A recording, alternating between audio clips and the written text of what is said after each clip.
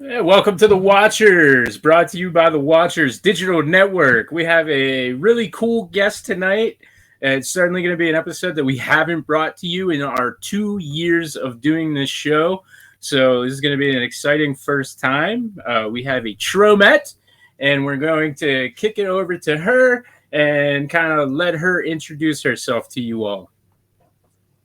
Hey, everybody. My name is Katie Kadaver. I'm from Milwaukee, Wisconsin.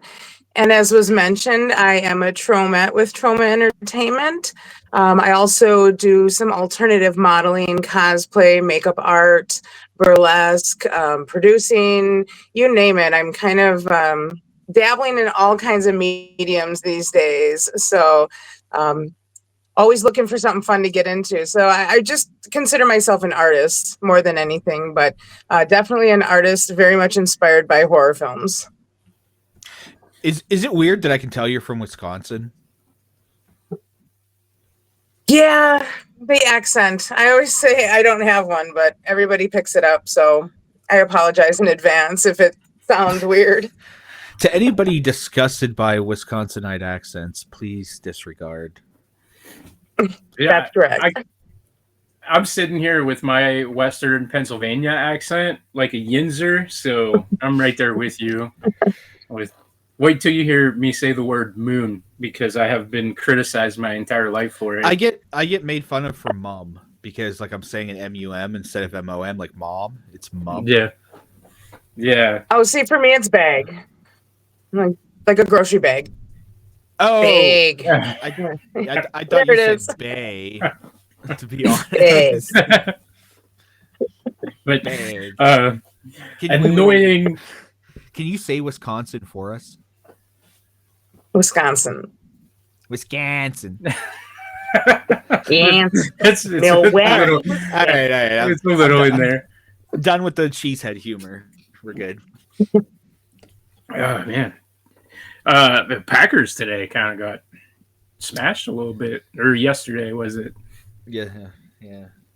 That's what I heard. Sports ball. I can't help it. I actually am leaving the Lions game right now for this show, so I have in the background here. I got the Lions playing while we're talking, but it's actually just a live stream of lions at the zoo. Yeah, an actual lion versus an actual raven. He's been watching it for 10 years. He's having marital problems because of it. Yeah. I could see that. But, yeah, I'm not big on the sports ball, so I heard the Packers lost yesterday. Usually in Wisconsin, if the Packers lose, a lot of people are in a bad mood the next day, so that's probably why I heard about it. It's the next day after a Packers loss is actually the highest gun violence in Wisconsin per capita in a 24-hour period. Yeah, that's actually true. I thought you were just pulling that out. No, that's true. I believe you. It's like I just kind of thought we were getting dark real quick. Like, we didn't even talk about movies yet. Look at it. Well, that's the best place to get dark. Great. So we'll move on from the silly Packer stuff here. So in addition, and we'll get to the Troma stuff because Troma is it's a huge thing for me throughout my entire life. I can remember the local video store that I had when I was growing up. It's a little mom and pop place. I still have VHS tapes from there. It's called Kiski Valley Video. And that's the first time I saw the Toxic Avenger. You know, I was walking in, it's kind of in this back corner area next to the adult stuff, in between horror, you know, the little exploitation area. And because it was a mom and pop, I didn't have to deal with any of that blockbuster stuff. You know, we had the cool titles. And my introduction to Troma was that. And so I'm curious, you know, obviously at some point you discovered Troma before you fell in love with it and eventually worked to become an actor with the company. So like what brought you to Troma? Well, what actually brought me to Trauma to working with them was just sort of a chance encounter. A friend of mine had a friend who was working with Trauma doing some conventions, and they were looking for some booth babes to come on down and hang out at Wizard World one year. And my friend said, "Hey, I know you're into like horror movies, and maybe you're into like independent stuff, you're into Trauma. Would you want to come down and like hang out with me?" And I was like, "Hell yeah, I'd love to do that." And I just went, and we had a great time. The guys that were running the booth really just loved me and said, "Come back anytime you want." And so I just kept coming back, because that's what you have to do in Tromaville. You just have to keep showing up, and eventually you're like part of the family. So I did that enough, and usually started to work with them at the horror conventions that I was going to attend anyways. And through just doing that, working with Lloyd one-on-one and stuff, I just really got in there and kind of learned the ins and outs of at least working with them at conventions. So how I got into the movie, well, I could have been in Shakespeare's Shitstorm if I wanted to take the trip out to New York and do all of that. It didn't line up for me at the time when that film was being made. But when last summer, The Power of Positive Murder was being filmed, just a few months before that, Lloyd had actually told me, like, "I think this is going to be my last movie, and I want you to be in it." We were working together at a convention at the time that he said that. And he said, "I'll have the producer, send you a copy of the script and, pick a role. Let's do this." And it's exactly what happened. I thought he was pulling my leg, but no, I got a copy of the script and was told to pick something out. And so I picked the role of the hairdresser, because I think that's probably what people mistake me for the most, is a hairdresser. So I thought I must look like one. So let me choose that role. And it was the perfect role for me. The perfect amount of lines and involvement in the film. Like, it was just right. So I feel really good about my first Trauma debut, and everything's still in post-production right now, and I don't know when the film's going to be out, but I'm just really excited that I got to be a part of one of Lloyd Kaufman's films in the capacity that I did. It was basically a dream come true to work with him, not only one-on-one at conventions, and to get to know Lloyd on a personal level, like just hanging out, being with fans, watching him interact with people, and getting to see like how people who have loved Trauma their whole life and are just like part of this cult following, like how they respect Lloyd and how they just, I don't know, they're just inspired by what he does. I mean, this independent form of cinema that he's still keeping alive is very rare anymore. So, people just really appreciate him. And I see the bigger name celebrities that really just fanboy over Lloyd, which is just the coolest thing to see. James Gunn got his start with Trauma. Usually it's favorite thing to bring up whenever he's talking about, becoming a star and starting with Trauma. But people really do respect what he does. And so it meant a lot to me that he respected me enough to ask me to be in his film. And yeah, it's a Lloyd Kaufman Trauma film. And at the end of the day, it's, maybe not going to win any Oscars, but I think for me, it's one of the greatest things I've ever had a chance to do in terms of movies and my creative life. So yeah, Trauma's been a big part of my life over the last, 7 to 8 years now. And before that, I was just like anybody else. I would catch a Trauma film here or there. It wasn't a huge part of my life, but it was something that I recognized as a whole lot of fun, really fucking cool movies and practical effects and movies that are so bad they're good, like all that kind of stuff. Movies that are fun to watch with your friends. That was kind of like what Trauma was to me before I started working with them. And it's kind of become a whole different animal. Like, I'm part of the family now, and yeah, Trauma's just been a big part of my life in a bigger way than I could have imagined. So who knew? Here I am talking to you guys. Yeah, no, that's always that's super cool, and it comes up a lot now that we've put a more of an emphasis on kind of independent cinema here. Is there are some people, when you meet your hero, where it's just like a total disaster, but it seems like this independent horror world in particular, and especially for me, people who I've invited onto this show and who were gracious enough to come on here, Frank Farrell and Donald Farmer, and those dudes are just like the coolest dudes. And I guess like Lloyd, I would be a little intimidated meeting him, that I wasn't going to get the Lloyd of my imagination.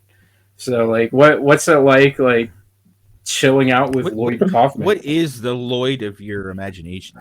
Like, because he already plays I'd like kind to of hear like that. like he's already kind of like the dickhead producer character, right? Like that's right, but that's who he is. In a sense, like. So in pro wrestling, like they always say, like the best character is the person times 10, right? So I just imagine Lloyd Kaufman that we see on, DVD extras and that kind of stuff is just Lloyd times 10. So I would. Are we applying that to George the Animal Steel? Yes, that's times 20. So for like Lloyd, I would be hurt if I met Lloyd and he like sat down nice and and just like was like, I just make movies, man. It's just something that I do on the side, like he just like wanted to talk about the stock market or something, or like that kind of stuff. Like Lloyd is a character, and that character is something I need to exist. So if I met him and he wasn't the character that I know, I would be disappointed. And so, like, what is it like? Sounds like a lot of pent up trauma. Lloyd Kaufman on a personal level, and at one point you didn't. Like, what was that process?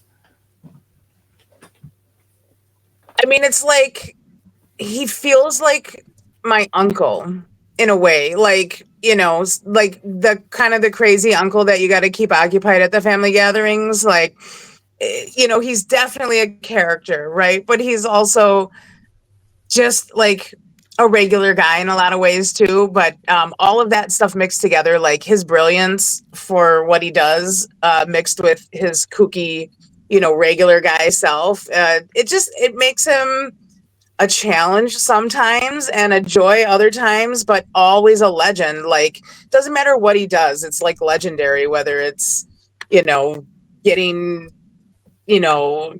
crazy things to go down at the trauma table, or I mean, I can't count the amount of times that we've gone in a whole entourage and followed him to interviews and stuff, because he never shows up for anything by himself. He's always got to bring Tromaville with him. And I don't know, I've just been a part of some crazy stuff that it's like, yeah, only from the mind of Lloyd Kaufman, so he's definitely a character, and just kind of depends if you catch him on a good day or not, what you're gonna get. Yeah, and that's like the cool thing though. Like like I would almost want to get both sides of that. Like see him on the good day, what that's like, and then see him on the bad day, and see kind of like what that's like. Just film a movie with him, you'll find out. I would love to. It's been a dream of mine since I was a kid. I bought Make Your Own Damn Movie when I was in high school, and that's awesome. I remember reading it, and everything that I have like done, not that I've done much, I always kind of to this day apply what he taught me in that book, and that huge 10-disc documentary that I killed in a weekend. I remember reading the book on Friday, and then I spent Saturday, Sunday watching all of the DVDs that go with it. And one thing that always struck me was, this is a guy who is able to motivate people with cheese sandwiches and sleeping on set. Like, and he brags about it. Like, this is what we have to offer, and this is what you'll take if you want to be in a trauma movie. And people will travel from Pennsylvania, from Wisconsin, to go do this. That's and right. It's like, if he didn't make movies, he would have started a cult, right? Like that's the only way to kind of think of it. Like this dude is a genius at getting what he wants done when he wants it. and I would love to pick his brain. And I think the key to it is that he surrounds himself with the right people, which I think is the mark of any good leader, or, any person that I look up to, like, surround themselves with the right people. And that's what Lloyd has done with Trauma. He's got a ton of talented people working with him, people that are otherwise being passed by for whatever reason, right? Like, we're not all going to get a big break in life, but he works with so many talented people who are just like appreciative of what he does enough that we're willing to, sleep on the ground outside, or like on the floor of a old haunted mansion for a weekend just to get a chance to be an extra in his films. I think because of how much heart he puts into what he does and how that shines through to everybody part of it, like, we're going to do this thing with him. We have a common purpose. And I learned that in being on the movie, like, better than I could have learned it anyplace else. Hanging out at the booth at conventions is a lot of fun, and making friends with the other people, that work with Trauma is a lot of fun. But there's something about being on the set of a Lloyd Kaufman movie that is just not like any of those other experiences. And for me, it was like watching, I don't know, everybody come together for this common goal. That as a producer of burlesque shows, that was always what I was creating with my burlesque shows. But that was one evening, a couple hours. Yes, a lot of time and preparation went into it. And it was me and, with a cast, maybe a total of 15, 20 people. But I watch what Lloyd does with all of the people and all of the moving parts, and how he brings everybody together. And yeah, we're all working independently, and there's people we're working with, and there's sort of teams within teams and everything that you have to have in a film. But, we're kind of all looking up to Lloyd and believing in his vision. And it's a pretty cool thing. And he's humble, he's really not like, I don't know, some sort of weird dictator or whatever. He really is humble. And I can't tell you how many times he complimented me on my acting, was really super supportive of me, just like he would be at the booth during a convention on a Saturday. He stands out on the convention floor for 8 hours with barely taking a break. And I watch him do the same thing making a movie. When he's dedicated to something, he's dedicated to it. And I think, that people just rally around that because they believe in what he does, So in that way, I don't know, I guess he's Trauma's messiah or something. Yeah. I have you guys have seen The Greatest Show, right? Yeah. About Barnum and Bailey. Is that what it was called? Yeah. That's what it's called, right? Yeah. Yeah. The Greatest Showman. Yeah, it's a similar concept. Showman, I'm sorry, where it's very we believe in his vision. Yeah. Yeah, I like to put Lloyd Kaufman in as the Barnum character, the leader of the circus, and absolutely. He's got this. It really does like fit Lloyd to a T. Really, I mean, a little bit more crazy than The Greatest Showman, but it's there. Yeah. Yeah, and just a different medium, but the same idea, right? Yeah.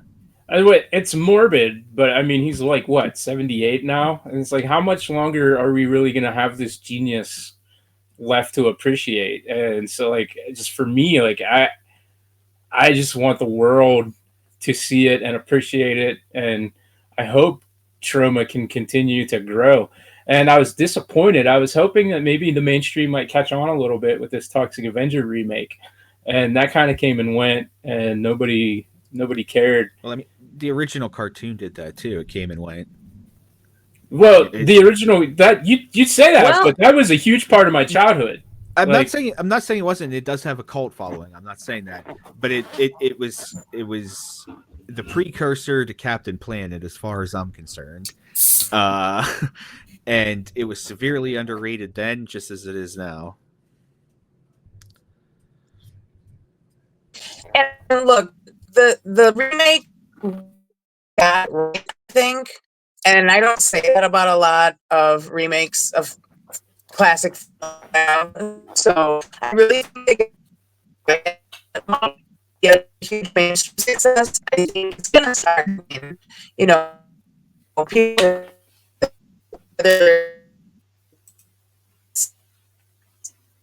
go backwards and look at some trauma things what it's going to do, but I have a feeling this movie is going to spark something. We'll just have to see what it is. Yeah, hopefully. Sometimes those things take time to coalesce too. Like it's not just an overnight thing, you know. Like can be a progressive flow. It's just one of those things, you know. It's just like I saw the movie and I enjoyed it for what it was, but I didn't put any like emphasis on it. Katie, you dipped out there for a second, but we kept going. Just so you know.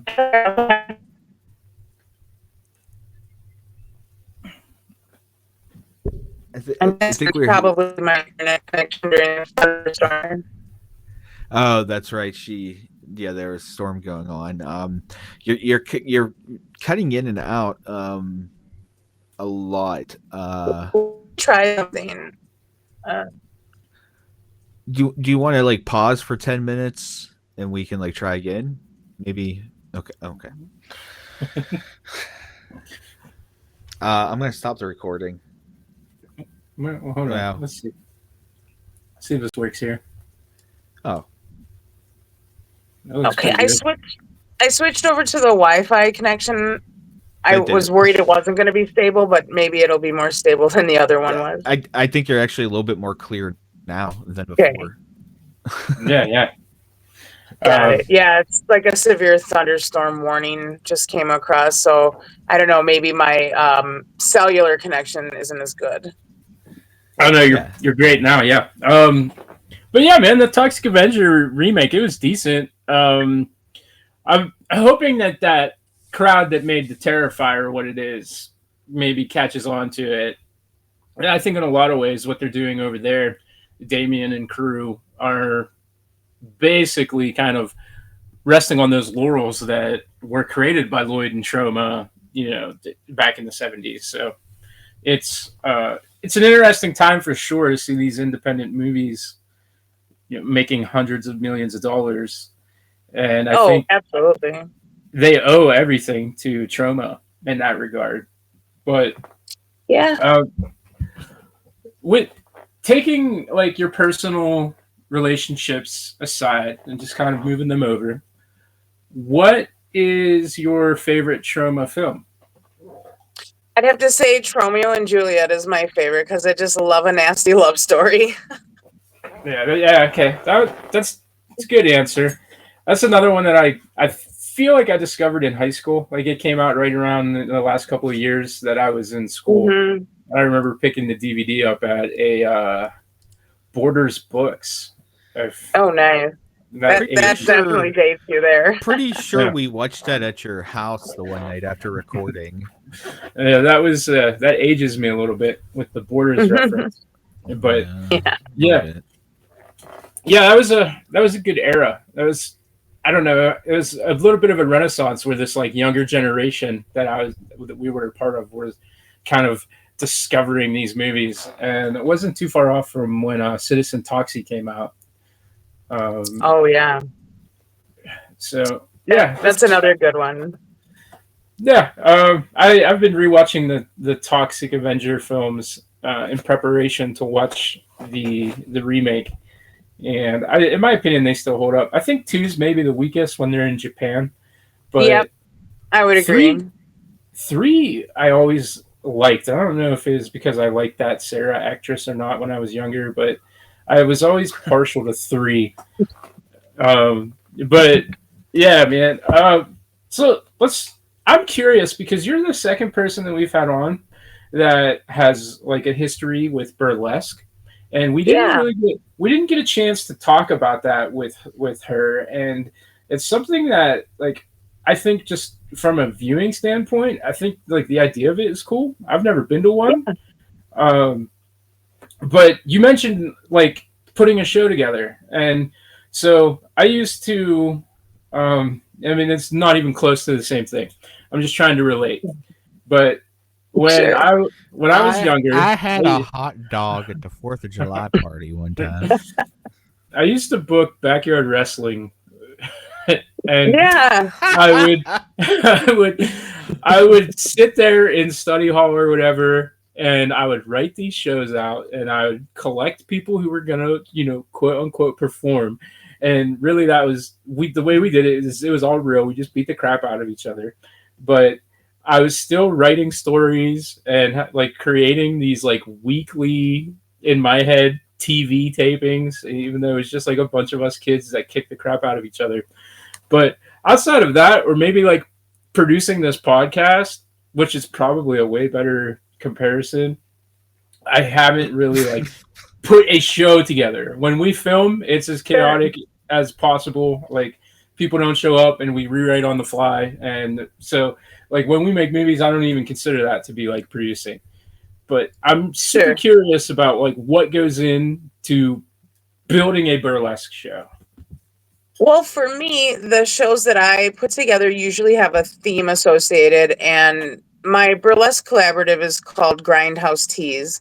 So I'm inspired by Grindhouse era film, and that's kind of the feel that I want to bring into my shows. So I've recently taken a bit of a hiatus from producing, just stepping back to focus on some other creative endeavors. But the last show that I produced was a creature feature. So I was looking for acts that were all, cryptid or creature related, something to do along those lines. And so I get usually anywhere between 8 and 12 performers to come with numbers that they think fit the theme.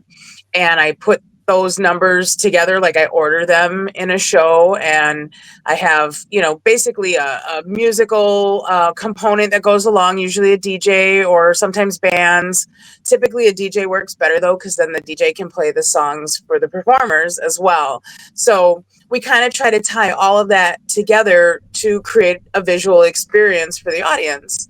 And it's all, live stage performance. So we get one take and that's about it. So it's really about creating a mood in the room with our audience and sort of bringing some of the magic of the screen onto the stage, particularly horror themed stuff. That's the route I go, because that was kind of the gap in the burlesque community in my area that really needed to be filled. And I felt like my inspiration and the things that I was doing was going to fill that gap. And we really still, at this point, don't have any other troops or collaborations that are doing quite like what I was doing with Grindhouse Tees. So it's definitely like very niche. It would work great at like after party at a horror convention or something. But burlesque is such a wide variety of things.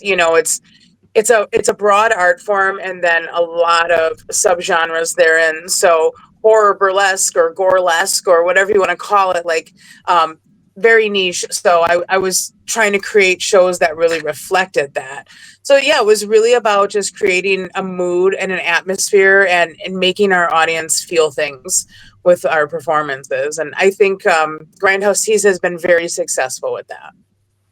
I have to say, I think I have a cryptid burlesque show at my house every night. It's mostly me creeping through the hallways, oddly shaped, and my dog's freaking out.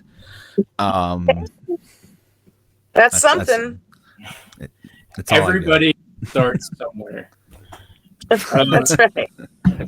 So what's the process of actually tracking down these acts? Like, are you like sitting on Instagram, just kind of scrolling, or do you have like a Rolodex?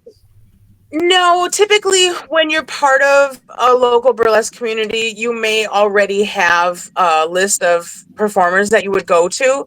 The way that Grindhouse Tees worked was that we kind of had a database already of performers that were interested. We would do open casting calls. So like, hey, if you're interested in performing with us, fill out this Google form, let us know what you're about.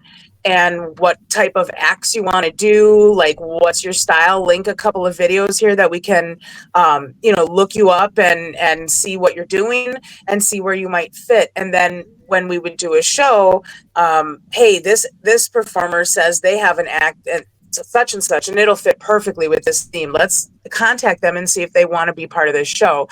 And we would reach out to performers, or sometimes we would do open casting calls on our Facebook page. Hey, we want to do this theme. Do you have an act that would fit this? Let us know. We'd love to have you, that sort of thing. And we just sort of pick from the pool that we created for ourselves, essentially. And because we were a collaborative and not a troupe, it wasn't always the same people every time. We did have some repeat performers that would come back again and again, usually because they always had something that would fit our themes. And it, in a way, when you're doing such niche themes like that, you do sometimes have to go back to the same types of performers because they do provide what you're looking for those themes. But yeah, overall, we tried to mix it up and put a lot of variety and get a lot of different types of performers on the stage and sort of showcase people that were on the margins doing things that not everybody else is doing. So that was really important to me to bring that type of performer to our stage as well.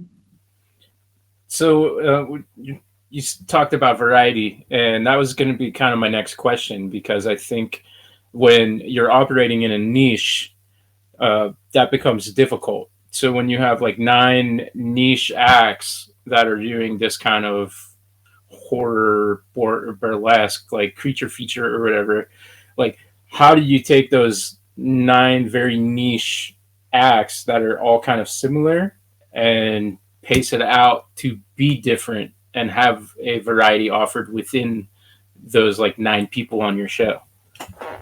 You do that by hiring a variety of performers, different shapes, sizes, colors, styles, creative visions, all of it. Every performer has their own flavor, if you will. So by choosing different types of people, we get a variety of different visuals. There are a lot of shows that you'll see, more mainstream shows that you may have seen advertised, where the cast is going to be pretty homogenous. You may see 1 or 2 people that look a little different than the rest for whatever reason, whether it's their body size or their race or something like that. But overall, you're going to have a very homogenous group of white women. And with Grindhouse Tees, that was not what we were trying to do. We wanted to have a variety of genders, a variety of ethnic experiences, ability levels, body sizes, all of that. So we welcomed pretty much any type of performer to our stage that was bringing an act that would fit in our theme. And by doing that and by being diverse, we get a lot of different variety within a niche genre, so to speak. Okay. And so those types of performances, do you like include like maybe stand-up comedy or musical numbers, or that? There are definitely shows that I've done that have had a variety element to them, not just strictly burlesque. I used to do a lot of shows when I first was getting started with Grindhouse Tees. We did a lot of shows with bands. We would try to combine the fan base of the bands with the fan base of the burlesque and kind of mix everybody together because, I don't know, there's such a crossover between like punk and heavy metal and burlesque and stuff that it just made sense to us. So we would do a lot of shows where we would have bands. I've had like vendor fairs as a part of the burlesque. Like a whole bunch of different ideas. Usually whatever kind of fit our theme for the show that we were doing at the time. Speaking of punk rock, though, you're in a punk rock band, Rat Bat Spider. Well, I am formerly the makeup artist of Rat Bat Spider. They have since retired in 2024. They played their last show, so they are done making music together. But it was a really exciting part of my life. I did makeup for them for about 5 years, so yeah, it was a really big part of my creative career, and basically what got me off the ground for everything that I'm doing now. It really all kind of started for me with Rat Bad Spider. So I'm really grateful for the time that I spent with them. Yeah, they were like a horror punk band, right? Yeah, horror punk. They did a lot of their own original music as well as Danzig era Misfits covers. I think they didn't like post Danzig. No, except for Dig Up Her Bones. That was the only post Danzig song they ever did. The poppiest one. Yeah. Hold on. Where's the one everyone likes?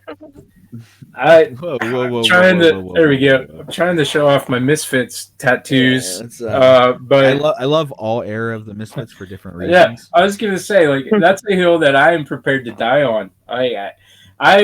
Perhaps because I discovered them when I was like in my late teens, early 20s, and that kind of tribalism was all in the past because Jerry Only was the front man when I discovered them. And so I discovered them, and here's just like this plethora of, there's Danzig, here's Graves, here's Project 1950, and I'm just consuming it all at the same time. So I just have this intense love for the Misfits. Everybody should cover a Misfits song, and like every act, every band, every genre, Jelly Roll should have his ass up on stage covering Danzig.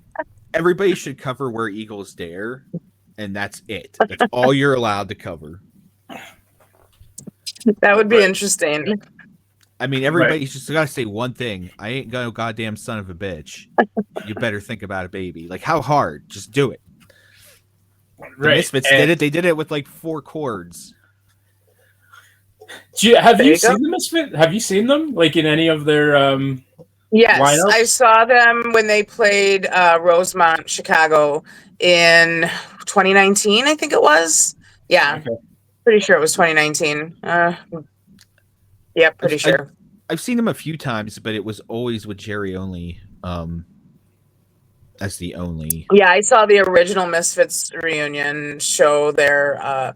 Actually, ended up getting upgraded to floor passes and was pretty dang close to the stage. That was probably one of the most intense pits I've ever been in, as far as like, I think I'm gonna die of asphyxiation in here. Like, wow. It was rough. Like, your arms were either up like this or they were down like this, but there was no in between. Like, we were crammed in like sardines. Yeah. It was rough. It's not a Maroon 5 concert for sure. I saw the original lineup probably 2 or 3 shows after the one that you were at, because they were in New Jersey, and I drove from out here in Pennsylvania over to New Jersey for that. I had general admission. Opening act was Suicidal Tendencies. Nice. Yeah. And so I had this amazing experience where I got to see them, and I had seen the Misfits with Jerry Only tour, obviously much smaller venue. He is crying right now, just so you know. So the one person I haven't seen from any of the Misfits lineups is Michael Graves, and he still tours once in a while, and he comes out to where I'm at. I saw him solo one time. But that's like the one thing I have left on my bingo card. I think that I saw. Yeah, Altoona, out kind of where I live is where like he'll hit a couple of times a year, and he still will perform with the makeup once in a while. Mm-hmm. But yeah, that was an incredible show. I couldn't believe it. Like, and the night before I lost the tickets, and they were paper tickets still. Like, it was before everything went completely to digital. So I was like, F it. I retraced my steps. I found them. It had rained. They were destroyed. And so I was like, well, I'm still going to go, and I'm going to figure this out on the way. So on the way there, during my 4.5 hour drive or whatever, I did like some kind of online thing, and they were able to transfer them last minute to digital, because when we ordered them, you had to pick which one you wanted. either the paper or the QR code. So like last minute, I was able to have everything switched over, but those tickets were like $650. So. Oh my gosh! That's like, something they don't ask you anymore whether you want physical or digital tickets. You just get the digital, and if you want to, you can print out the ticket. Like you don't even have a choice. Yeah. For the most part, that makes sense. But now, if they're going to lock your phones up in those bags, like they should be sending you paper tickets, which I had to do. Like that was the first time that I was at a show where I had to lock the phone up in the bag. Did they do that? Did you have to do that? No locking the phones up. I've never had to do that actually for any show, and I've seen Maynard a lot of times. And you're not supposed to have your phone out when Maynard's on stage. Yeah, so. he's not there yet, but he's probably getting there. Close. He's ornery about it again. Yeah. He is, but I don't blame him. I'm a Maynard stan, so I will co-sign anything he says pretty much. Okay, so especially when it comes to that. Okay, well, since you said that, we gotta do a throwdown now. Okay, so are we doing Pussifer? Are we doing Tool? Or are we doing a perfect circle? Tool. You gotta fuck one, marry one, kill one. Can I just kill all of them? I'm fucking Pussifer. I'm marrying Tool, and I'm killing a perfect circle. Oh wow, really? Yep.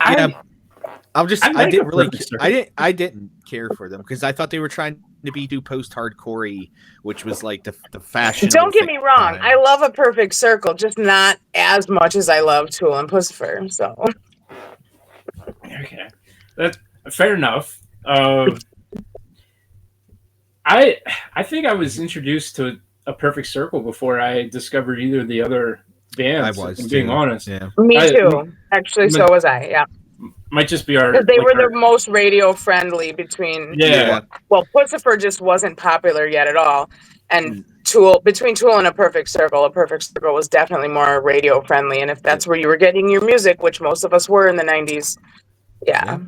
I mean, and now you hear Tool on classic rock, and it makes me feel so weird. I was gonna point it out when I hear on the classic rock station.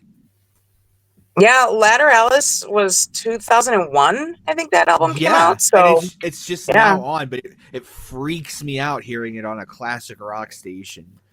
And that's why I don't listen to the radio anymore. I don't really much either, but Sirius XM radio keeps me compartmentalized. I got my Ozzy's Boneyard. There's no Tool in the Ozzy's Boneyard. I have to go over to Liquid Metal or Turbo for that. Lithium. I gotta ask, since you're an Ozzy fan, how do you feel about King Cobra JFS? I'm gonna plead the fifth on that. I was just hoping there was that connection was made there. So I'm the only person in the world that's never heard of this freaking guy, I guess, man. Yeah, he is. Sorry for your loss. Rest in peace, Cobes, man. But anyways, I forgot where we were at. So I mean, I could talk. I took us off on a tangent about Tool and Maynard and stuff. I could talk serious like them all day, man.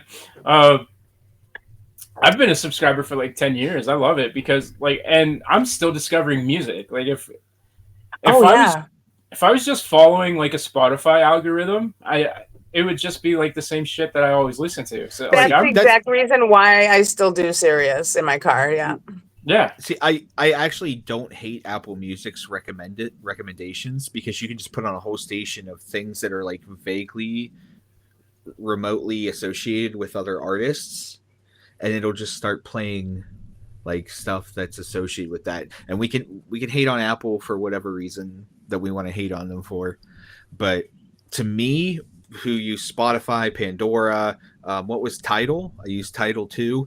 Apple Music is, if you're looking to actually discover stuff aside from Last FM, Apple Music is probably the best, or satellite radio. I haven't figured out how to use Apple Music on my Android yet. It is on there though, isn't it? Probably. I just haven't looked for it. I do use Spotify on my phone. Like that's where I get all my podcasts and all that kind of stuff. And then Sirius I listen to in the car, not really anywhere else.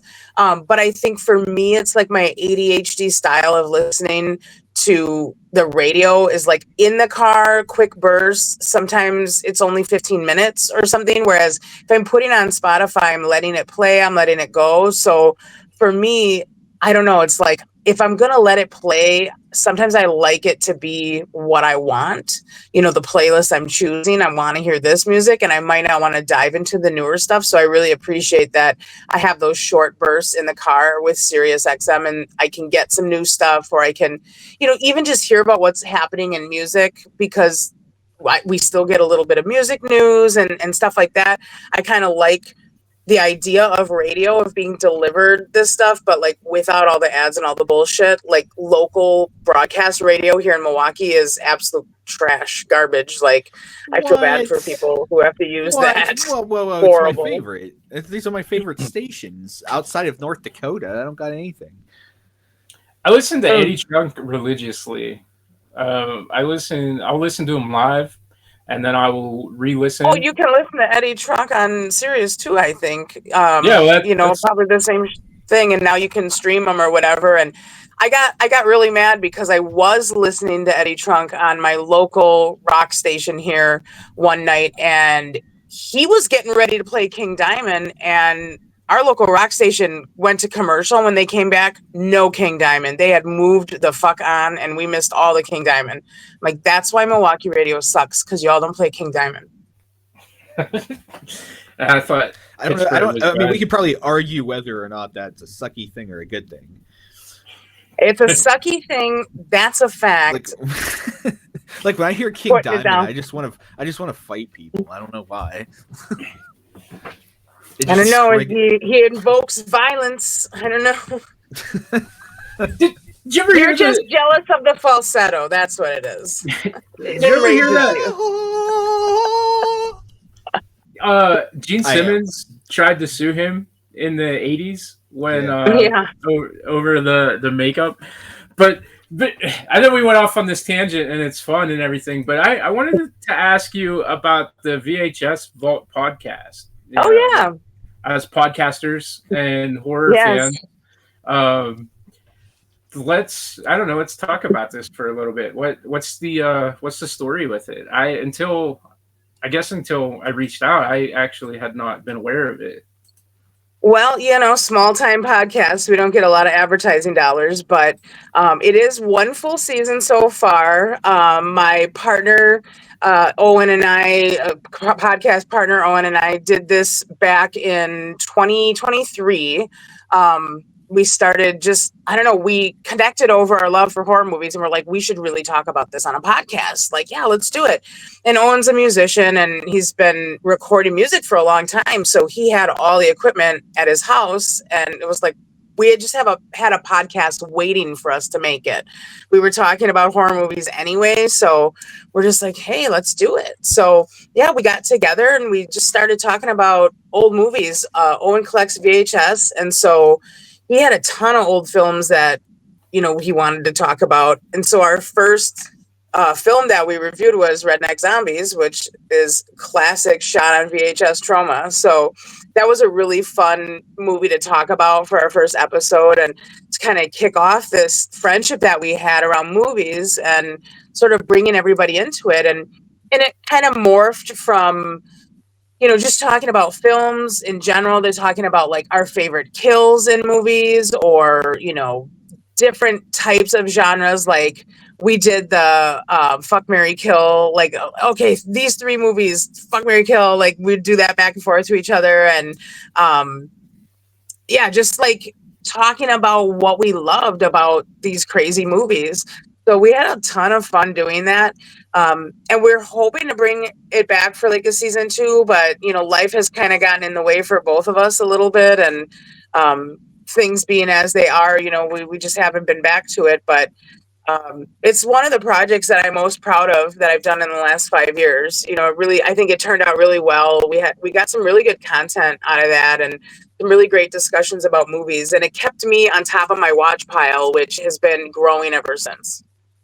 Is it hopefully you get to bring the show back, but I got to commend Drew for one thing, because even through all of life's battles, he prioritizes the podcast. He had a baby, didn't care about it, left it in the other room, was on the podcast. Perfect. I've done episodes holding the baby. My baby has been on this podcast more than one time. It was a dog for the first year, and then now it's a baby. Yeah. Well, that's awesome. You guys are clearly dedicated, and I can really appreciate that, because podcasting is a lot of work. It's a lot of work. Absolutely. That's something that only podcasters know. Like, anybody that is on the outside of it and might even kind of chuckle, like, oh, but like what movie recently had jokes? I think it was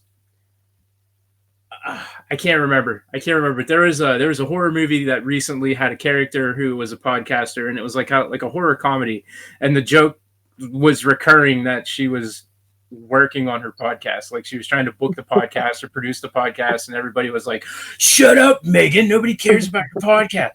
I can't remember what it was. I think it was one of the Pete Davidson bodies, maybe bodies. But like, that's kind of the public perception of people that podcast from those who don't actually podcast or like kind of know the ins and outs of what we go through. And it's so much of a labor of love. And then you said that he had like the equipment at his house, right? So you're taking time to drive to a studio to do this. 1 hour each way. Yeah, he was an hour away from me, an hour drive. So that was part of the challenge as well, was finding the time for us to sit and do this. I just didn't have the funds to like get my own mic and do it like remote. And I think for us, we fed off each other's energy in person. It was really important for us to be sitting next to each other to do this. So yeah, it's been hard with, life getting in the way, jobs, injuries, kids, deaths in the family, like all kinds of different things. So yeah, it's been tough this last year plus, but we've been talking about trying to bring it back. We just have to figure out how to make that work for our schedules and sort of redevelop the show, like bringing it back for a season 2. It'll have to look a little different and have a little bit different feel to it, I think, because, we're growing and changing as people and horror fans too. So yeah, it'll be interesting to see how we can reinvent it for season 2. Was that something that you just strictly picked like VHS tapes out of his collection and watched? No, we kind of dabbled into just like films that we both liked too. Like, I threw some movies in there that I really wanted him to watch and for us to react to together. So they weren't all movies that he had on VHS, but we did try to keep it as close to that as we could. But there were a few that we threw in there that it's like, yeah, he didn't have a copy of that, but I still really wanted him to watch it so we could talk about it. VHS collecting has taken such an ugly turn over the last couple of years, like collecting everything else, like the amount of money that people want and that they're throwing them in those dumb plastic graded boxes now. It's just not even something that I pay attention to anymore. They killed game collecting and now they're coming for movies. Yeah, it's been a slow drip. It started with VHS and now I saw that there are like graded DVDs now. I hate it. I just want to like hold the physical media in my hand and open that VHS box and kind of smell that old musky paper when you're throwing it into the VCR. It's really sad and disheartening that collectors and the people who feed off of collectors more so, I guess, are responsible for destroying fandoms. But yeah, I really like that idea for a podcast. Do you remember how many episodes that you guys had recorded in that season? Yeah, I want to say right around 20 or 21. Yeah, right on. So, and it's still out there available for people to listen to? Yeah, you should be able to get it. Yeah, I think it's still on Spotify and all those other places, assuming the RSS feed was updated or the bill was paid or whatever. Pretty sure you can still get it. Let me know if you can't. It's on YouTube for sure. It's on YouTube, so it's not going away from there. I'm gonna look for it. I want everybody else who's listening to check it out too. I think you guys will really dig it. You know, we talk about some fun stuff. We had a good time on there. We even did an episode where we went thrifting and found like a bunch of old vintage, an old TV and, you know, all kinds of stuff. And if you watch it on YouTube, there's some video components, of course, that go with it where we splice in like clips from the movies that we're talking about and different things like that. So it's a lot of fun on YouTube. So check it out. VHS Vault. Okay, yeah, okay, for sure. I'm gonna probably go subscribe to that channel as soon as we're done talking here. I don't want to keep clicking through while I'm talking. I think it's rude, but I have the page pulled up. I've been kind of perusing it here. Awesome. So we are hitting that hour mark. We generally like to end it at that, you know, for various reasons. So the one thing that we always like encourage is that our guests who are with us take the last couple minutes to kind of plug, promote anything that you have that you want eyes on. Go ahead and reiterate. We're on multiple platforms. We're not just a video show. We are like audio too. So if you have links, don't forget to send them over our way if we're missing any on the ticker there, and I'll include them in show notes. But so in case anybody doesn't see the information that we have up on screen with us, go ahead and floor is yours to talk about it. Well, yeah, I'd love to have anybody come and check me out on social media. I'm on Instagram as Katie Kadaver. That's Kadaver with a K. I'm also on Facebook. And if you're interested in checking out my modeling work, you can find that at patreon.com/Katie Kadaver. Also spelled the same, Kadaver with a K. That's some not safe for work modeling content on there. So just be warned that it's a little spicy, but go check it out if you're interested in that sort of thing. Otherwise, I am currently trying to expand my acting in independent horror films or any movies, really. I'm interested in just expanding my acting skills. So I'm looking for opportunities to be in films. I have experience with a couple of trauma films. I have a very unique look. So if you're looking for somebody that looks like me, or you think you can use me for something, you know, shout at me. I'm always talking with, you know, filmmakers and different people that are just looking for creative, talented people to get involved in their stuff. So as I said, I am taking a little bit of a hiatus from Burlesque, but if you're on Facebook and you want to take a look at what I've done with Grindhouse Tees, you can find us on Facebook at Grindhouse Tees. Grindhouse, all one word, Tees. I think it's all one word on Facebook when you type it in the search. But yeah, you can find some of that there, as well as my podcast, The VHS Vault. That's on YouTube, Spotify, wherever you find podcasts. Just go look it up. I can't remember all the places that we are, but so that's what I'm up to, and I just hope you come and check me out on the internet and reach out if you have questions or opportunities that you might want to use me for. All right, yeah, heck yeah. Thank you. We had a good time. It was a good episode. I like talking to you and kind of learning.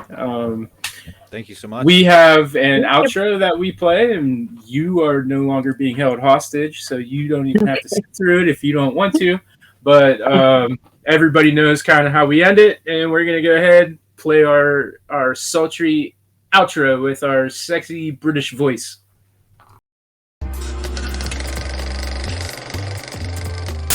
The preceding program has been brought to you by the Watchers Podcast Network.